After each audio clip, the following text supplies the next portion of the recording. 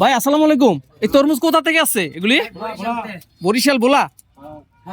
ও আচ্ছা, ট্রলারে করে তরমুজ। আসলে আমরা তো সবসময় দেখি ট্রাকে করে তরমুজ আসে, আর এখানে দেখতেছি আপনার ট্রলারে বড় শিপে। এই শিপে আনার কারণটা কি ভাই? মানে বেশি আনা যায় সেজন্য নাকি? শিপে বেশি আনা যায়। এটা কয় ট্রাক তরমুজ এখানে? 60 ট্রাক। 60 ট্রাক ওইখান থেকে তরমুজ আনলে তো অনেক খরচ। প্রায় একটা ট্রাকে আমার মনে হয় 15-20 হাজার টাকার নিচে খরচ না, আরো বেশি। 37-38 হাজার টাকা গাড়ি।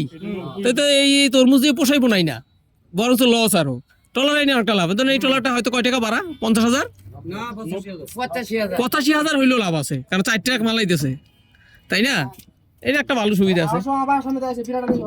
আবার খরচও তো আছে, এখানটা লেবার দিয়ে নামতে আরেকটা ডাবল খরচ না?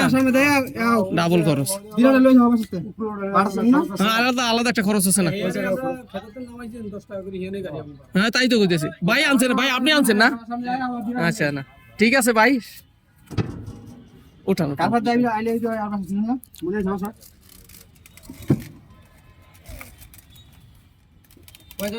আজ তোরা বিরাট